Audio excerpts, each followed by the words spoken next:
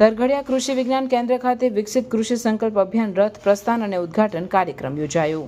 કૃષિ મંત્રી રાઘવજીભાઈ પટેલના અધ્યક્ષસ્થાને રાજકોટના તરઘડિયા કૃષિ વિજ્ઞાન કેન્દ્ર ખાતે વિકસિત કૃષિ સંકલ્પ અભિયાન અંતર્ગત રથ પ્રસ્થાન તેમજ ઉદ્ઘાટન કાર્યક્રમ યોજાયો હતો. આ તકે મંત્રી સહિત મહાનુભાવે રથને પ્રસ્થાન કરાવી ખેડૂતો સાથે પ્રશ્નોત્તરી કરી લાભાર્થી ખેડૂતોની ખેત યોજનાના મંજૂરી હુકમ વિતરણ કર્યા હતા.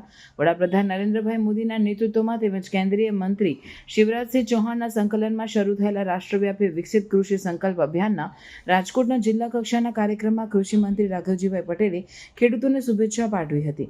કૃષિ મંત્રીએ કહ્યું કે વિકસિત કૃષિ સંકલ્પ અભિયાન કાર્યક્રમ ઘરે બેઠા ગંગા જેવો કાર્યક્રમ છે.